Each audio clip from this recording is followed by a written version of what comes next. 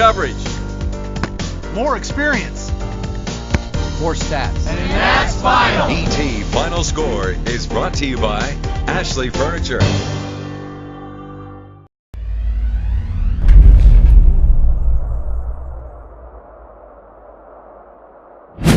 All right, now I've got Shane Stark with me, area beat writer.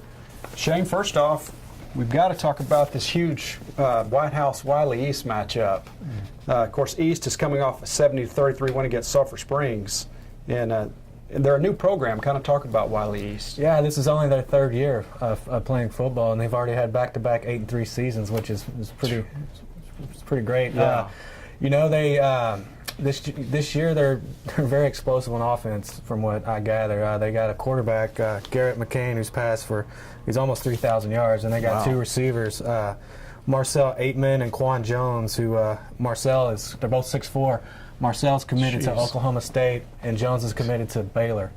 So, and then they also have a running back with 1,500 yards, so they can throw the ball and they can pass the ball. And they also, they apparently have pretty good pass rush too on defense. So it's a very tough second-round matchup for the Wildcats.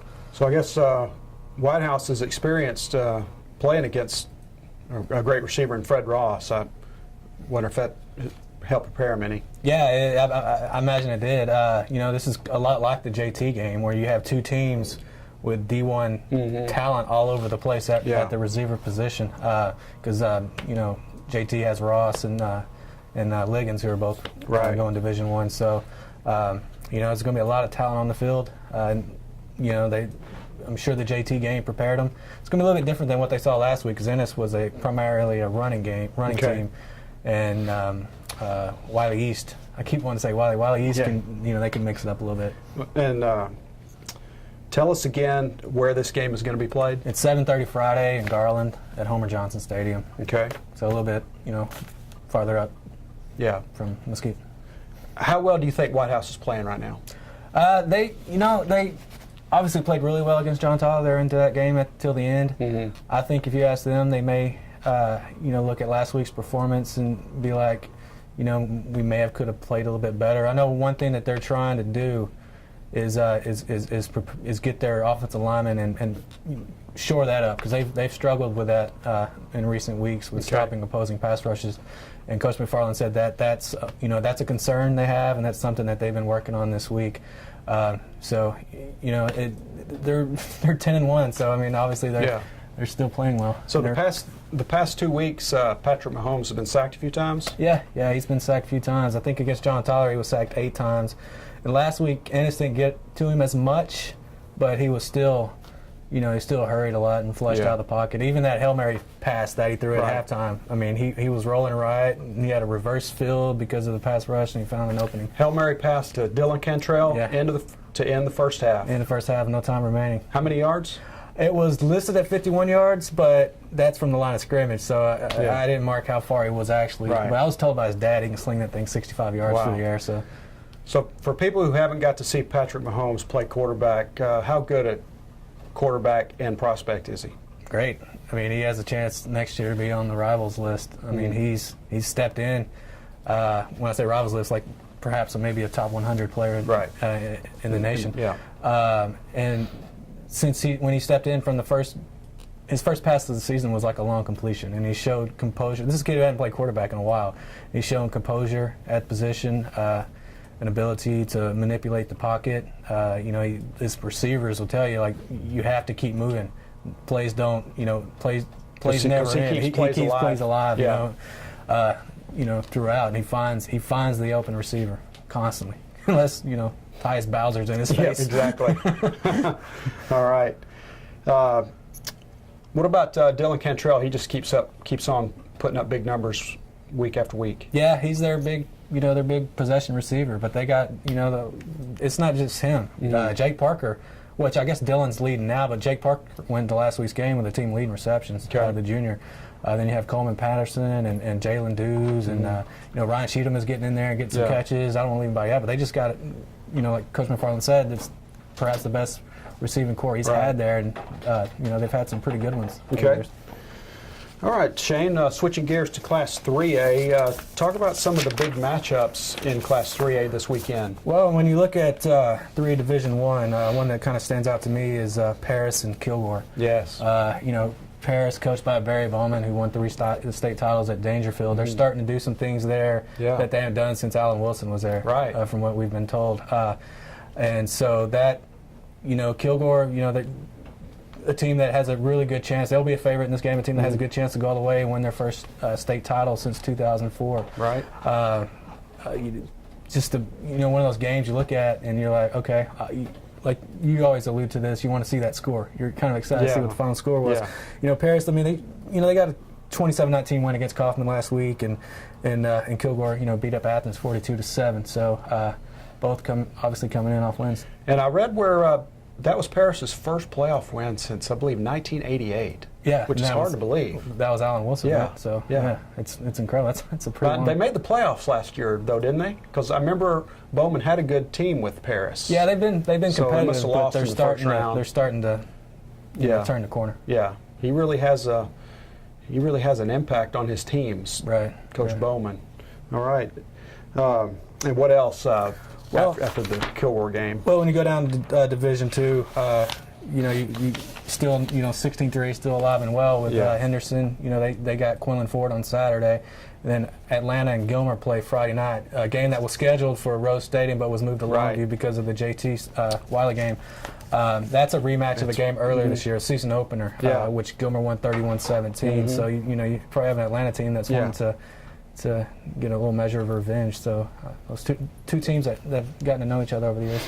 Of course, I haven't seen him play, but I've been pretty impressed with Gilmer. Look at him from afar the last few weeks. I mean, they beat Kilgore. Yeah, I mean, Kilgore, a lot of people had them as the favorite going into that game to win the district, and they shocked a lot of people about, which, I mean, it should be a shocker when Gilmer wins a district title. But it was at Gilmer. Yeah, it was at home, and they came out with a very big win. There was a big night across the area. That was the same night that JT and White House played, so that was another one of those big games. Any other big matchups in 3A? Well, not in 3A, but when you jump down to 2A, a lot of those teams had byes last week. So teams like Art, Tatum, Winsboro, that won their districts are in action for the first time. So it's a chance for them to get their respective playoff. Now these teams. So for instance, like you just mentioned, these teams were off last weekend. Didn't these teams also have byes during the regular season or not? These 2A, 1A teams. Yeah. So this is like they did a regular schedule. Yeah. But so this is like the way the their numbers second byes of the year. Right. But the way the numbers are, they had that first round bye. It's not like 3A Division 1 where you end your season a week ahead of the rest of the pack. Right. You actually play to the 16th or 17th week, whatever you want to call it. Yeah. But you don't play. If you're like a district champion and win state, you'll have 15 games. So. All right. What teams are really intriguing you in our area in 2A, 1A? Well, Tatum, always. They got Godley this week, which has come off a big win, 37-0 against Trinity. A team that really intrigues me right now is Art. And they got a really tough matchup in their first playoff game. They play a 10-1 Crawford team, which is coming off a big 27-26 win against Corrigan Camden. So that's a game that I'll be looking at this week to see what the outcome is. Crawford has shown a ability over the years. I think Troop actually played him for a state title back in 2004. I think you're right. Yeah. All right. Then who else do we have playing? Well, we got Nakona. Well, we'll go back up to 2A Division 1. We got Winsboro and Boyd playing. Okay. We got Malakoff and Pottsboro playing. I don't have the sites on here. We got White Oak and Grandview playing. White Oak coming off a 52-15 win against Anahuac, so White Oak's on a roll. We shift down to Division 2. Another one of those teams that put up 70 last week was Edgewood. They won 75-21, so they got a second-round matchup with Nakona. Who did Edgewood beat last week? Tom Bean. Okay. 75-21, but their gift from that game is a matchup with a 10-0 Nakona team, so that's a tough matchup for them. Then you go down to 1A Division 1, we got Cayuga, which survived in overtime last week. They take on Lindsay, however you say that. And then, no offense to the folks of Lindsay. Or Lindsay. And then Alto has Hull Dicetta.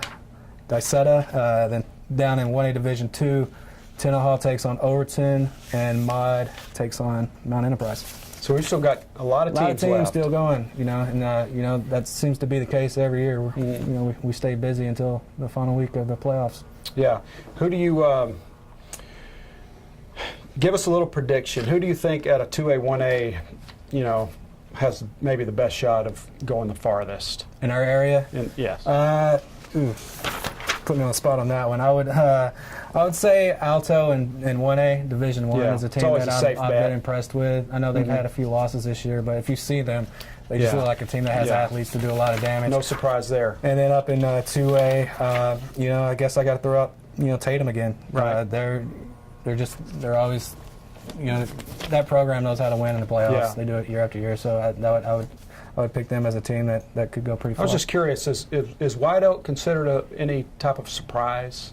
No, not really. Were they expected to do this? I think so. Everybody in that district was really tough. I know everybody talks about the District of Doom 16-3A, but their district, that had Troop in it, that had White Oak in it, that had Tatum in it, that had Jefferson in it. Those teams, kind of like an SEC kind of conference where, they just beat each other up. And by the end of it, you got some teams with losses, but they're really prepared, and don't count White Oak out either as a team that could do well in the playoffs. I think a lot of people expected us to still be talking about Troop. Yeah. If we could just mention their season came to an abrupt end after just a great year under Dennis Alexander. Yeah, it really did. I mean, I don't think, I don't know if anybody was thinking that they would do what they did this year. I mean, because they had a coach come in, late, basically changed up schemes a week before the season started. Kind of started off a little slow in the opener, but slowly, just started building and building and building and building. By the time you realize that they're beating Tatum, in a big matchup, and so and then to lose out in the first round was after seeing what they were able to accomplish in the regular season. It did seem like maybe they just peaked a tad early. Yeah, maybe. It happens. Who knows with these things? But the point is, they're on the right track. So. Correct. All right, Shane. Appreciate you joining us this week, and we'll be back next week for our ETFinalScore.com show when we talk about the teams that survived into the third round of the playoffs.